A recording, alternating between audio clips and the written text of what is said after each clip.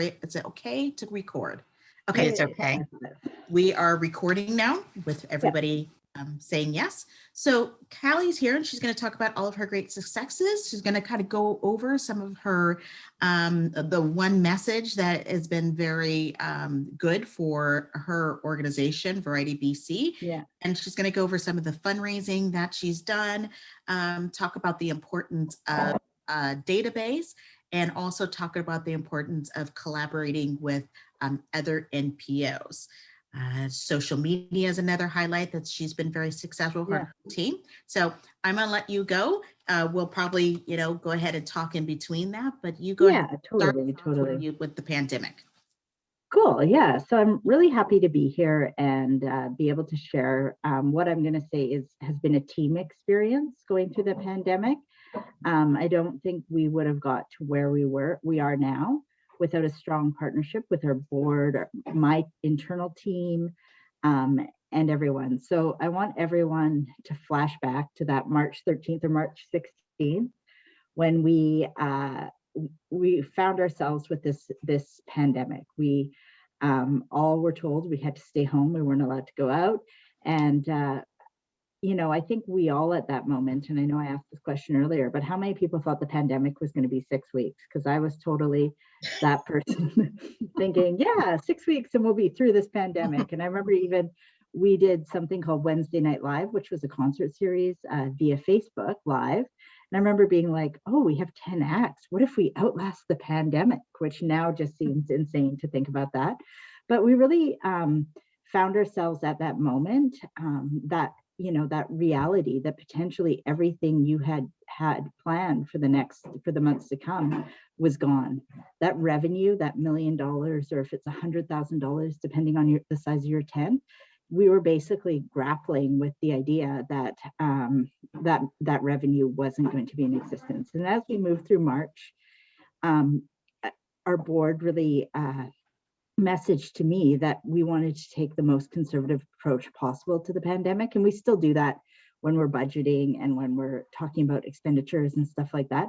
We want to be as conservative as possible. So at that point, I was given the task to kind of reimagine a staff team that will pull Variety BC through the pandemic, which at that point, that's about a month later, we're realizing, hey, it's going to be a little longer than 6 weeks.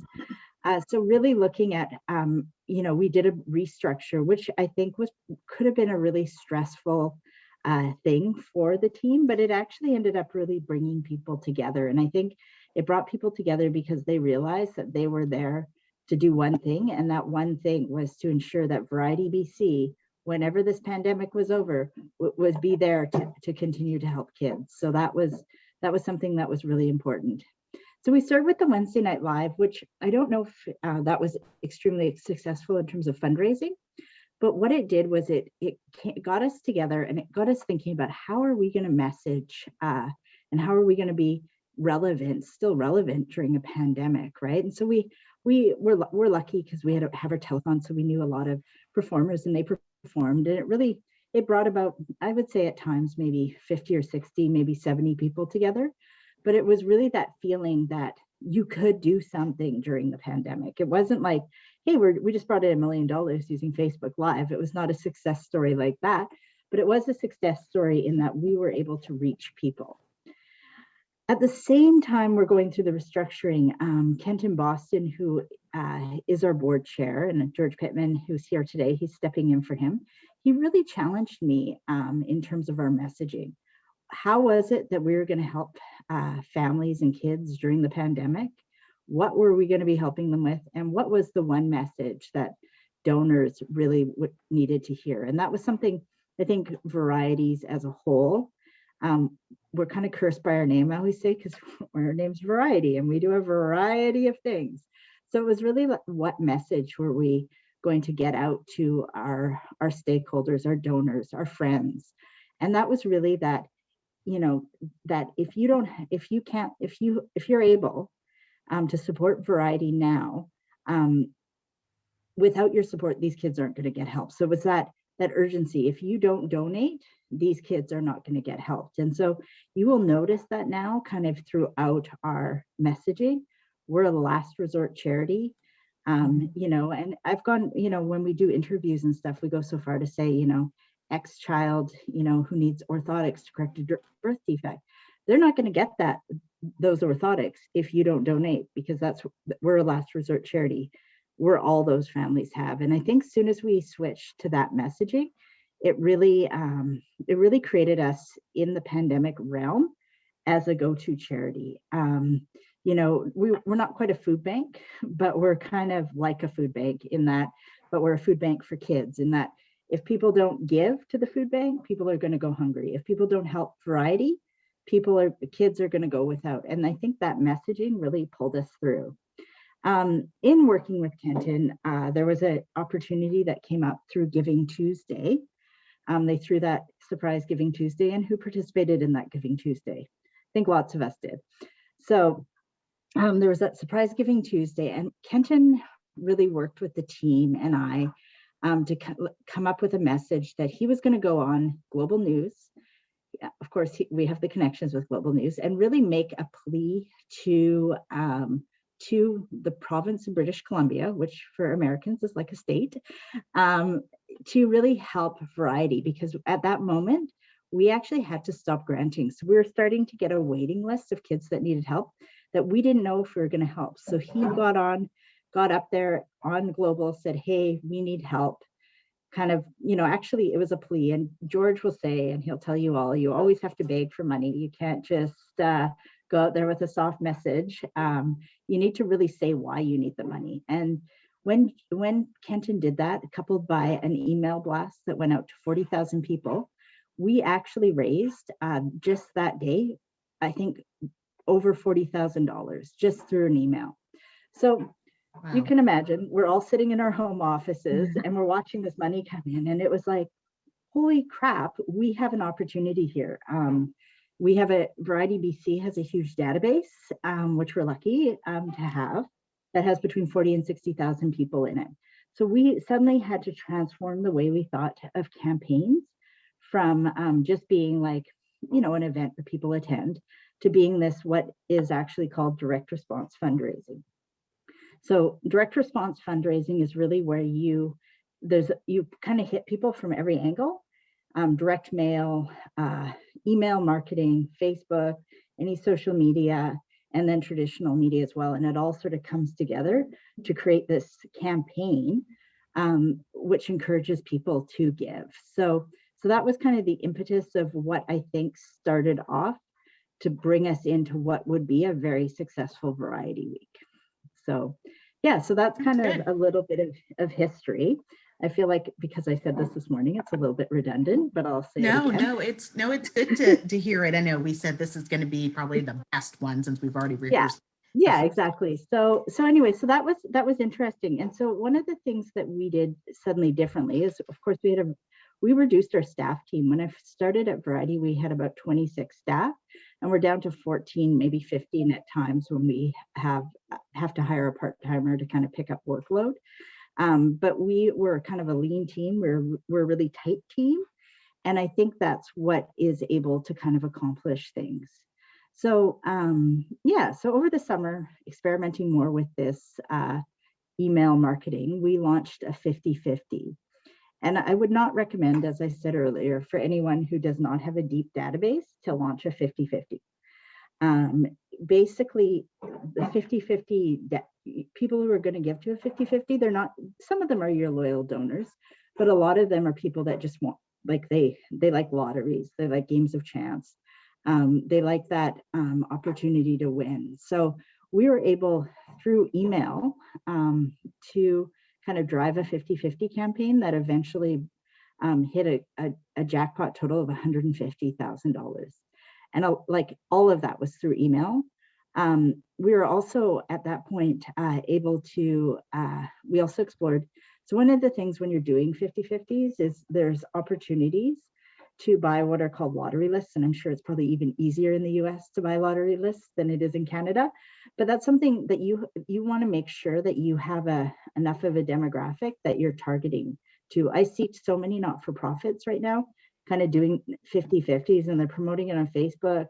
But it's more, you need those people who are willing to gamble, for lack of a better word, or take a risk. And so you need to ensure that you're kind of targeting those people. So anyway, we had a really successful 50-50. And in that process, we brought in someone who specializes in email fundraising as a consultant, and really grew our email program. So that was something that was really important, to the point of like, okay, here's when you're going to ask, here's how you're going to steward the people. And it's a full-on calendar of emails that kind of interact with people. Yeah, does anyone have any questions about emails? Because I know we all get them and sometimes they're annoying, but you know what? They work. They do. Do you have the sample calendar that you put together? Like, yeah, were you I emailing can like once a week for 12 weeks or yeah, twice a week for? Yeah, okay. We can share that. So, and then if we want to, just because this is a slightly different group and some people are the same, I'll throw in some more information about email.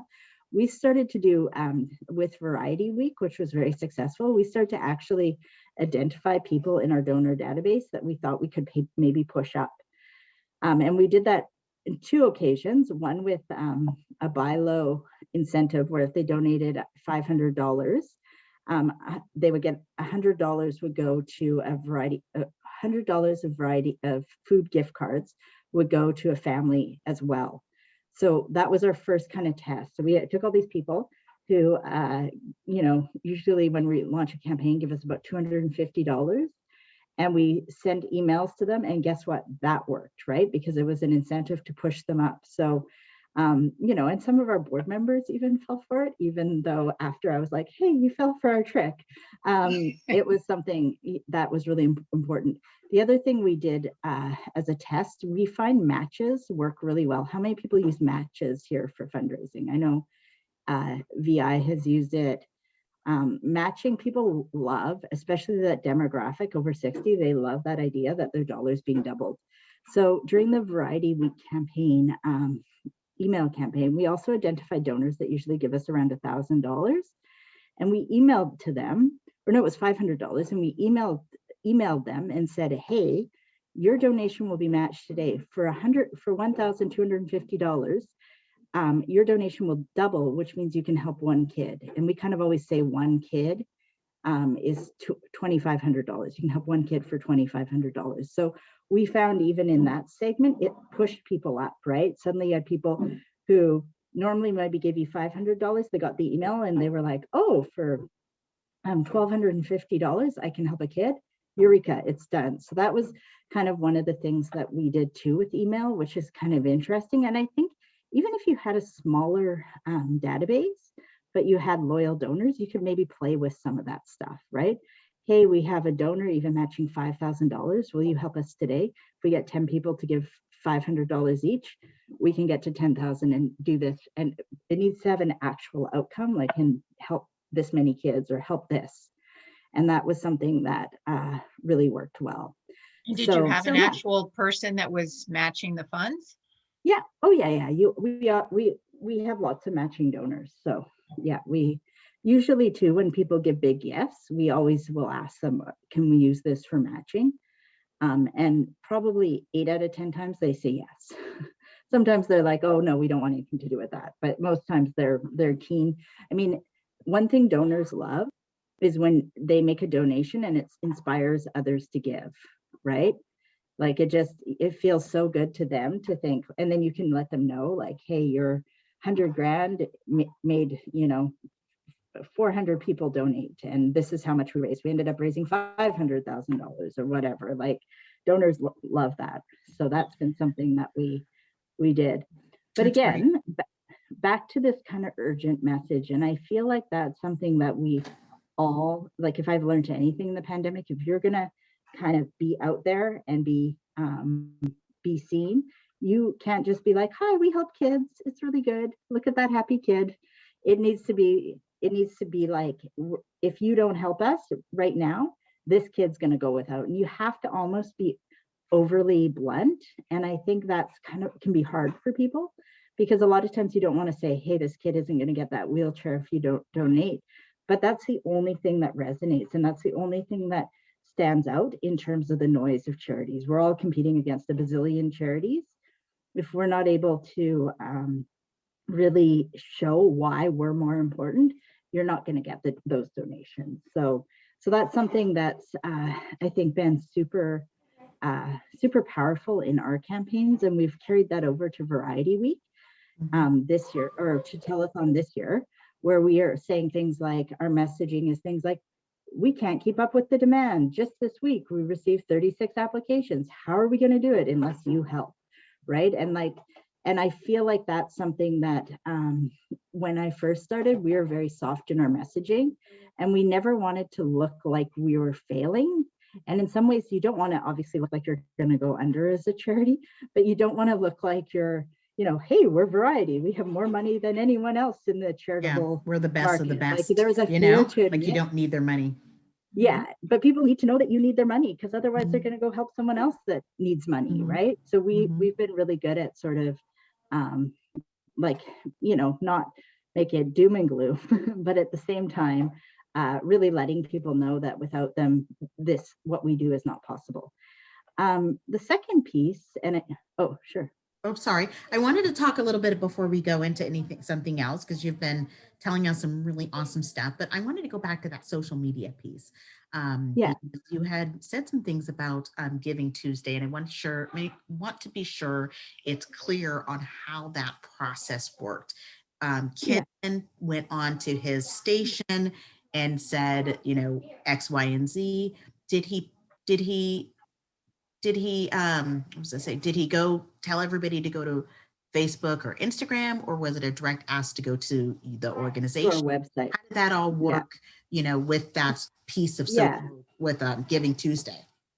So what we find really works is if you're in the newspaper, you're on TV or radio, and then you're in the local community papers, but as well, your social media channels are like everything around people that they could possibly be hit with, like you're doing it all at once. So for a Giving Tuesday, for example, and I'm not a big fan of every Giving Tuesday, that was a unique one, because sometimes every Giving Tuesday, every single charity is asking for money, and it can be, you just get lost. But anyway, that's another thing. But for this Giving Tuesday, because it was a unique one, we had Kenton on the news. We had a story in one of our newspapers. We had some local community stories. We had the email blast going out, and then we shared all this to social media. So you can see how, if you are a potential, or you're an already donor to Variety, or you're a potential donor to Variety, you're going to be hit more than once. And I think that's a simple advertising strategy. We all know, we all grew up in the 80s and 90s. Well, some of us might, maybe not, where we saw the same commercial over and over again, and we still want to buy Lucky Charms, even though they don't taste good, right? Like that's advertising. But in the modern day, and like when you're not just glued to your TV, you kind of need to be hitting people everywhere. And that's really where social media is important. We do stuff. So we do social media, just social media ads, which are separate than things that you post. And you can actually, this is where it gets really interesting, is you can actually upload your database to Facebook and target ads to your constituents. So let's say, Nancy, you made a donation last week. I can upload you to Facebook, and you can actually, suddenly something will appear on your Facebook timeline that basically is like, this little kid from Variety is really happy because donors like you are supporting me. But you don't know that that's happening. It's just it's tricky, right? And we see that all the time. We go into Home Depot, and suddenly there's the thing you wanted at Home Depot on your friggin' Facebook, right? So that's something that we're starting to do more and more of. There's also Google ads that we do that really push people up to push, when you send an email, it actually pushes your cause up to the top. So, and that's something that you can get a grant for. I think you get like $10,000 a month from Google if you're not for profit to spend it. But don't ask me how that all works. I just know it needs to happen, and there's people that do it. But you can see how complicated just launching a campaign is, because you have all your traditional media, you have all your social media, and then you're trying to figure out how you have a little bit of money to spend, and hopefully some of it's donated time, but how you're going to hit everyone, right? I don't know if that was a convoluted way to answer the question, but understanding. No, it's good. It's good. Understanding, like, I think, like, it's not like, I think when you're doing direct response or kind of that campaign launch, like, for example, like if we decided to do Variety International Day, where we're going to give every kid a mobility device in all of the world, you would want to have a strategy that basically hits newspapers all around the world. You'd want to have a strategy that hits whatever traditional TV media, radio, and then as well, kind of look at your social media and your Google resources, right? And yeah, it's just amazing what you can do, and we're only at the small level of it. But yeah, you just need for all these campaigns to just be 360, and right? hit all the ones. So I wanted Yeah. to transition into talking about some of your collaborations. You have partnered with other nonprofits, and so Yeah. you've done some different things, the 50/50. I think we kind of talked about that a little in the beginning. So can you kind of brief us or share with us some of the collaborations you have done? Yeah, so there's been two really cool, we did one initially when the pandemic first started, where we partnered with a few charities and did an auction, and that was relatively successful. But in sort of my network of organizations that we've helped in the past, or we've been involved with, one being Zajac Ranch, which is a camp for special needs kids and adults, and as well as cerebral palsy. We obviously help a lot of kids with cerebral palsy.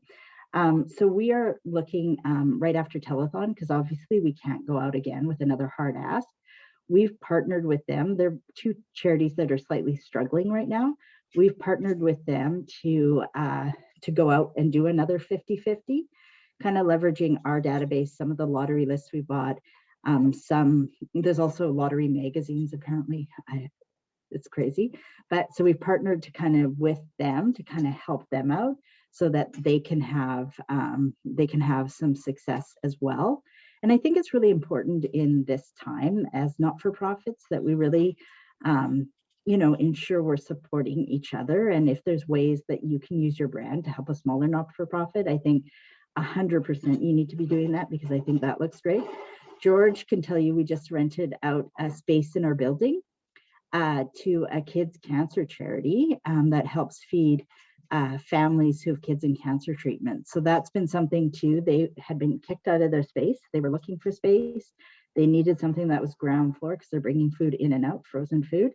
And we were able to sort of leverage some space that we weren't using because of the pandemic, and lease that out to them. So it was a win for us in that we get a little bit of extra revenue.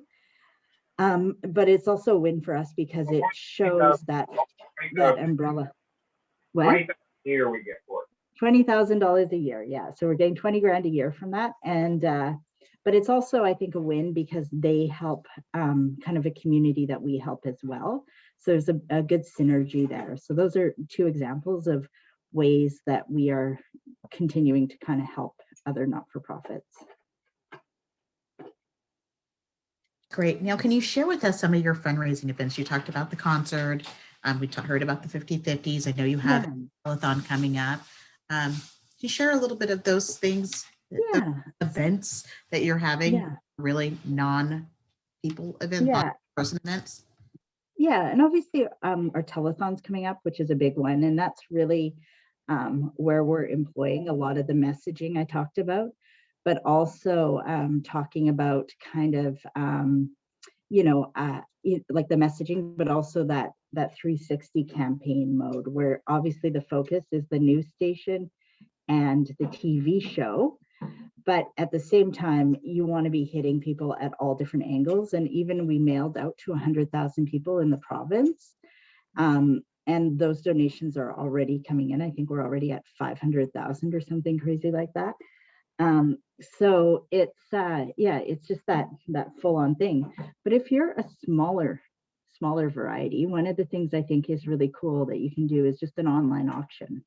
And if you can get some unique things donated, whether it's a unique experience trip or it's, an experience with a hockey player or baseball player or whatever it is, that's something I think a lot of smaller charities can really utilize, because I think people right now, they're sitting at home, they're bored, they want to bid.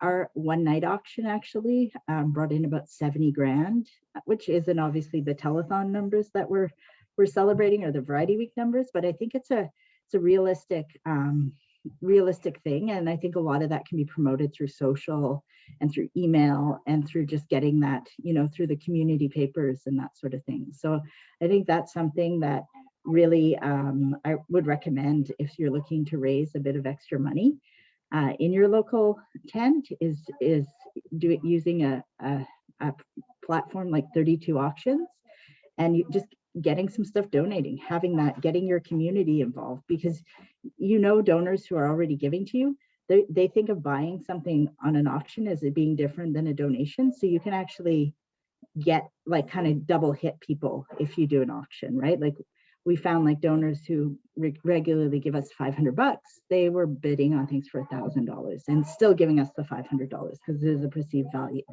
So that's something that's that I think would be really great for a lot of the smaller tents. That's great. And then, yeah. Go ahead. Yeah. Go ahead. Yeah. And then I guess my other thing that I talked about last time, I think that is really important is just once you get those donations is really connecting your donors with the kids you help, right? And that's something I know I've always looked at New Zealand's program, and maybe someone can correct me with what it's called, but it's like that idea that you're sponsoring a kid each time you're sponsoring a kid. Well, we don't totally do that right now. We are at the point where we are with our granting program. So our granting program will generate a list of kids we've helped that month. We have another person that follows up with those families to get quotes and to get pictures and all those things. And then we share those with the donors who have helped us, whether that be in an email. If it's a bigger donation, it's an actual formal report. And they don't need to be fancy, like they can be kind of campy and not like super designed, right? Because I think people just appreciate, hey, these are the kids I helped. And we had this donor who every year would give us 25 grand. And we started to kind of show him the kids that he was helping. And this year he said, oh, okay, for your Tree of Hearts campaign, I'll match $50,000. We were all like, oh, that's exciting. Then we sent him a bit more information. And when the check arrived, it was actually $60,000, just because he was like, oh, I can afford to help 4 more kids. So when people start to put that dollar amount towards the number of kids they can help, I think it's really powerful. And that's been something that's been really good. But just getting that information for Variety Week, we had 300 kids on a waiting list going into Variety Week. So we put together basically an iPhoto book that showed the 300 kids that were on the list, and then photos and stories that parents had shared once they found out they got their grant from Variety. And we've had really good feedback on that one too, because I think people then sort of felt like they were part of the Variety Week and they were part of helping these 300 kids, right? And so the other thing that's really important to do too is to really show your donor base. Like we had a really successful Variety Week, obviously. And so we had said, okay, we've raised enough money to, let's say, help 1,000 kids. So before telethon, it was really important for us to show that we had helped those kids in one way or another, right? So that people don't think, oh, here's this charity that just had this successful campaign and now they're asking for more money.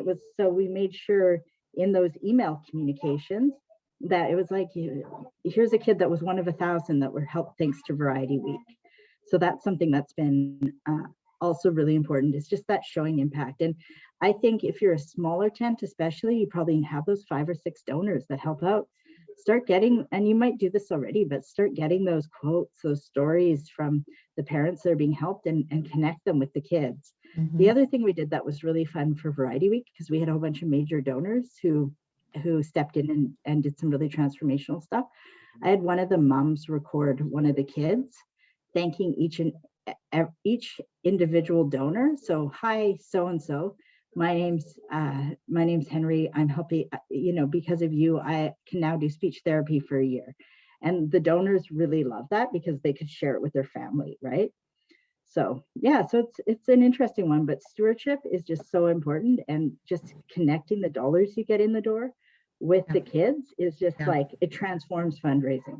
I love that the kids, telling a little story and saying, look how you helped me. That's so powerful. And frankly, just very smart. I think we're always kind of going, I don't know if we should record our kids and things like that. So I'm glad you to do that. And it connects the family too. I think families appreciate it because they're like, oh, these donors help me, and they like that connection, right? Like they like to know, not every family, but they like that synergy, of like, and we've done that with our continuous glucose monitor campaign as well, is really being able to like list off the kids that are helping. And that's one of the things that's really helped with the bigger gift is just that accountability of like, here's the actual kids that you helped with the initial.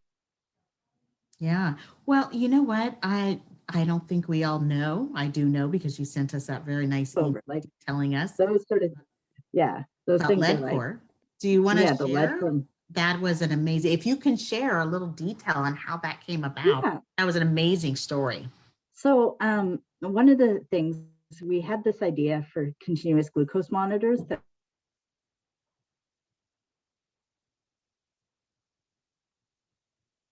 Is it me or is it Callie? She's breaking up. I lost sound too. Okay. All right. So I think it's Callie. I think she's frozen. That's a great photo though. Angelique, you were frozen at one time and it was a great photo and I actually screenshot it. I said, send it to you. But you were frozen in one of our meetings and I thought, wow, what a great shot. Okay, Callie, are you back? Oh, thank you. Yeah. Callie is, I think, no, she's still frozen. Let's see if she's trying to get in again. Up, she may have gotten off and tried to get in. She's got this wonderful story to talk about lead core. They did a fantastic job. Something I think she should share.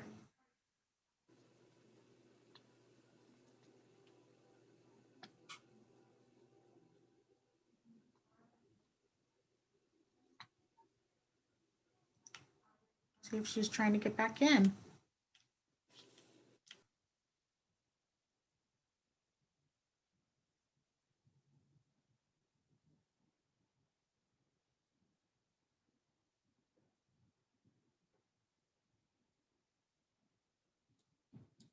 Well, in the silence of everything, she's the main show, and I don't think I should try to explain what was going on with lead core. Maybe Mr. Pittman can. Oh, I think that's. I'm back on. She's coming. One of the things that really started changing around, and Callie mentioned it very briefly, is the word need. You have to show the need. If you don't show the need, you tell people what you've done, there's no longer a need. So we focus more so on the need. And you heard her mention the fact that we've helped X number of kids and we have this many more kids on the waiting list. I think that was really the turnaround for us at the beginning, showing the need of what we need to do. I think Callie's coming back now. Yes. Yeah, here, sorry you guys, that was really random. It just totally cut out. Yeah, glad you're back. I had my VPN on too. Okay. Well, start us at the beginning again with lead core. So we're talking about Dr. Elliott. Okay. Yeah, so lead core came, we had the idea for the CGM campaign. Howard had connected us with Dr. Tom Elliott, who joined our board. And he had really echoed wanting to help. This is it's his passion that every person in BC has the new continuous glucose monitor technology. So he's really happy to get on board. In the meantime, one day I get a call from Dr. Tom who says, oh, I think one of my patients' dads is a billionaire. How much money do you think a billionaire could give us? I'm like, I don't know. And he didn't say who it was, right? Meanwhile, in the background, we had actually already submitted a proposal to lead core.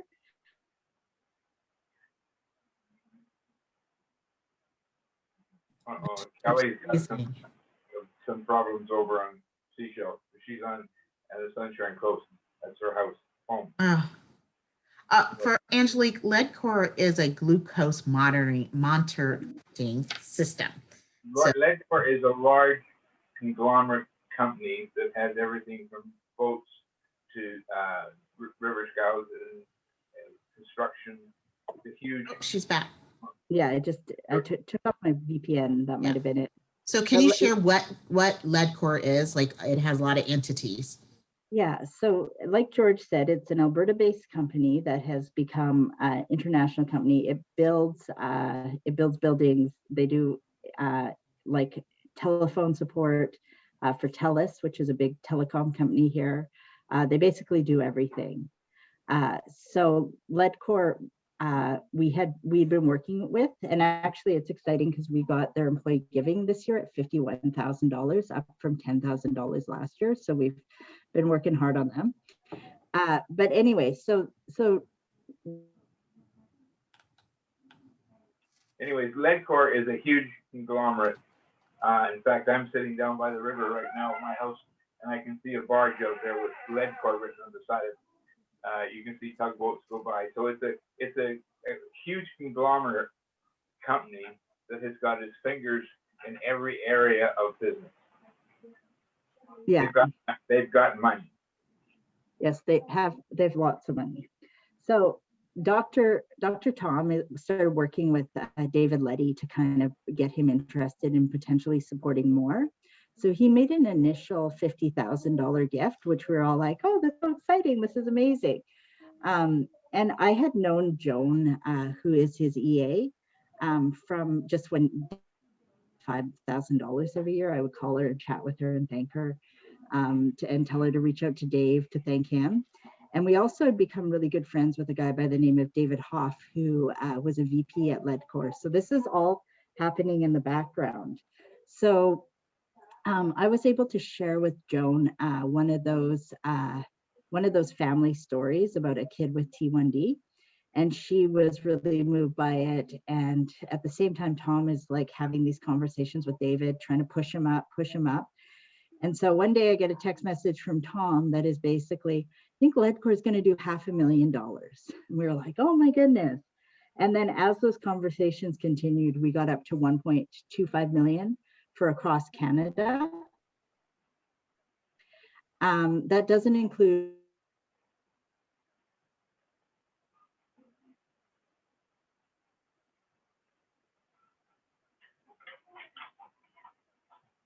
Again, we've lost her again. and then as well as kind of am I cutting out again? Yes, you are, Kelly. Oh, I wonder why, because I've been on Zoom all day. Can you hear me now? You're good now. Yeah, so working with with all the facets of Ledcor to figure out how we can get the most money. But it all came from the idea of, hey, we need to help kids with continuous glucose monitors, a project. Kelly, and then finding the people to kind of buy into. You might want to sign off because I think it's your internet connection that's causing the problem. Okay, let me see if I can sign off. And then let me restart my computer and I'll jump back on. But maybe George, you can finish that story. I don't know it as well as you, but I will do my best. Anyway, so Ledcor has come on, and the glucose monitor and Tom Elliott is that's his baby. You know, I've always had the feeling that if you give a person a job in their comfort zone, you'll get a lot more out of them than giving them a job with not in your comfort zone. So we've really milked Tom for his connections, and that's how the Ledcor thing has come about. So again, the old story: find somebody with money and see what tickles their fancy, and then work on that. Right. So, George, do you know how the amount? Because it became more of a national donation where BC. Got an email from Kelly. So yeah, BC, Toronto, Alberta. What was the other? I think there was another. They all got money who had these labs. It's going to be a major announcement on TV on Thursday. Let me see if I can find it.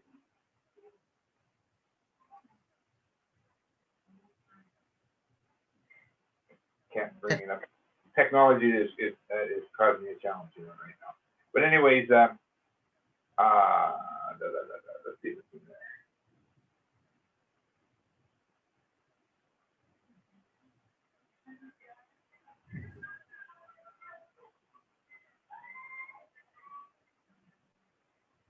don't have it off the top of my head, but it's a large announcement covering Alberta, BC, Alberta, Saskatchewan.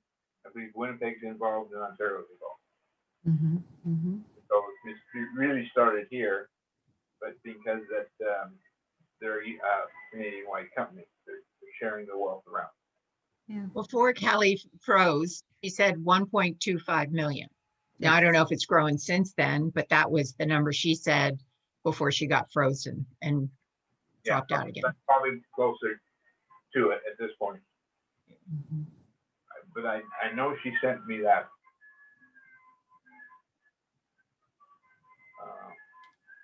But you know, when you want to find something, you can't. I know. It happens to us all the time. Yeah. Anyways, it's a sizable amount of money. It's a sizable amount of money, and it was spread out to all those different tents. Yeah. And it was spread out over 3 years or 5 years. Do you remember? If I recall. She'll be back with us in a minute. Okay. Okay.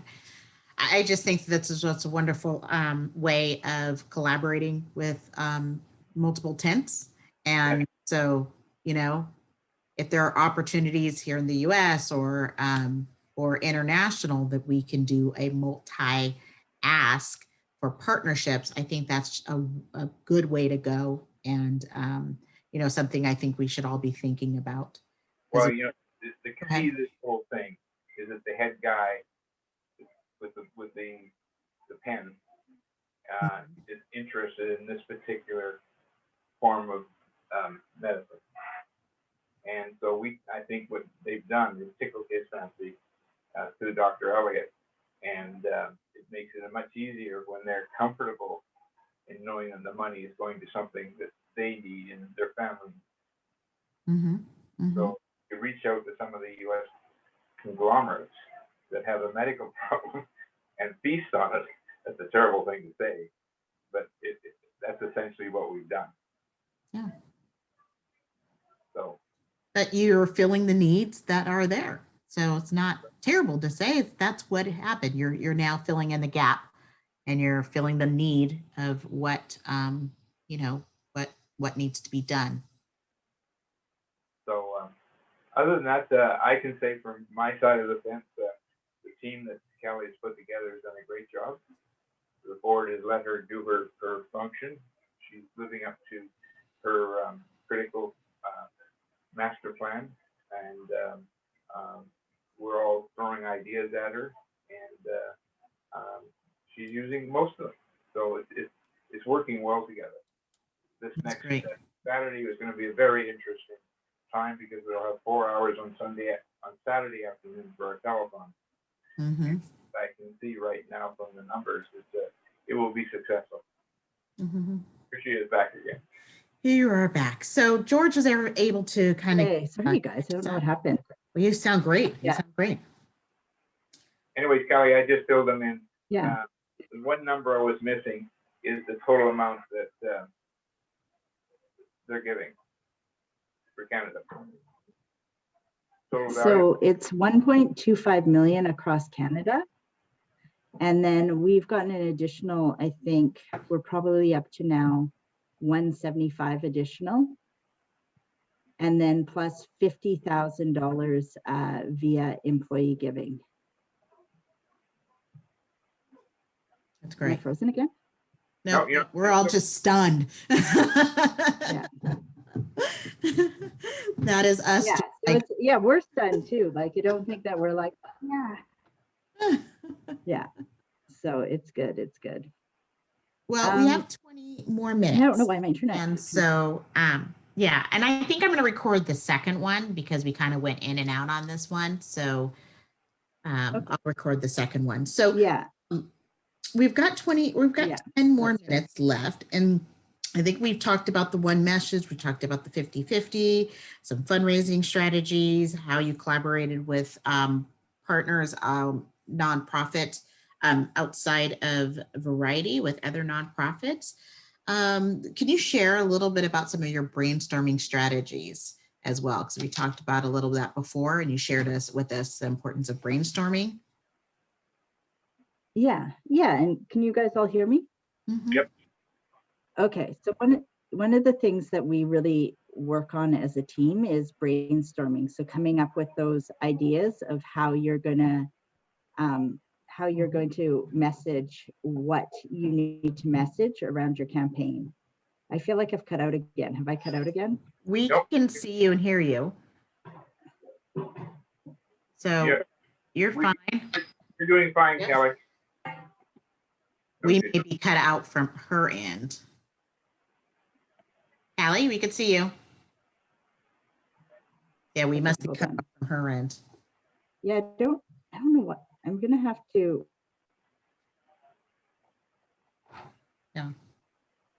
Well, Callie, there you are. okay, there we go. See, I Okay. just reconnected again. Is that working? We could see Is you it fine. working? Let's get us through that Um, 7 minutes. Okay, so yeah, so brainstorming is a big one for us. Usually as a development team, so that's our director of development, donor relations, and marketing person. We really come together to make sure to kind of come up with the messaging. We bounce things off each other. Oh, I feel like I'm still not. We can hear you. He's frozen again. I know she gets frozen a lot. Oh, you can hear me? Okay, maybe Yeah, I'll we turn can off hear my you. video, 'cause sometimes You're that. coming, Kelly, you're Okay. coming in and out. So to me, Okay. it's an internet problem you have over in Seashell. Yeah, it's weird though, because I've been on the internet all day and haven't had any problems. So it's strange. Mhm. Maybe it's just, anyway, can everyone hear me now? Yes. Yep. No, No, now we can hear you. Well, this one has been interesting. I had the same problem when I was in Barbados, and I had to move my computer closer to the router, and then we had to reset the router. So were you there, Barbados, for work, or was it? For work and pleasure, Okay. in the background behind me is the house that we were in, and I helped design it and put it together. And so we were doing some modifications to it. We put an outdoor kitchen and of course he likes me to come down there and make him do things. So that's what my job was. Oh, that's great. I was gonna say, why do you need internet if you're on vacation? I'm terrible now. I figured, well, instead of having my messy office and my, I didn't want to show anybody my shackles from being quarantined. Yes, exactly. But anyways, I don't know if anybody lived through quarantine, but it's a rather funny situation because you can't go outside because we don't have our own private yard. Mhm. People bring us groceries, and then you lose the enthusiasm. And so if there's a Zoom meeting happening, oh boy, I got something to do. That's good. Anyway, 3 more days and we're back to normal. Oh, good. That's good. And we have to report in every day to the government. Okay, hold on. Callie's texting me. Yeah, we might have to just. Okay. So yeah, she's just texting me. She said we may have to reconnect on the next one. So I think that's probably best. She'll have another half an hour to figure out the internet. So what we got to take away from Callie's message, which was really a good message, was, it's great to have your team together. When you're going to do some fundraising, keep the one message. And she used that message really well, is without our help, the kids we are the last, what was she said? We are the last charity. And that's meaning that, nobody else is going to help these kids, and we are the last resorts. And without your money, their kids won't get help. So very much is a strong message. And that message is letting people know that we need their help, or else no one else is going to help them. She's also touched upon about 50-50. And also if you're going to do a 50-50, I think Nancy mentioned it in her chat last time, just to make sure you check your state regulations. And so she was going into the brainstorming, but we'll hear that on next time. social media is very, very important. And another important piece that she touched upon was the database and how important it is to have your database. If you can buy a list, if you can, you know, through your Facebook, use those Facebook, you can use those lists, use it because that really does help.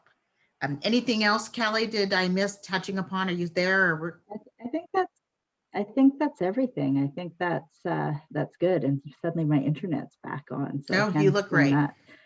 that. So as I close, I want to close with this Maya Angelou quote is, "We are delighted in the beauty of the butterfly, but rarely admit the change it has gone through to achieve that beauty."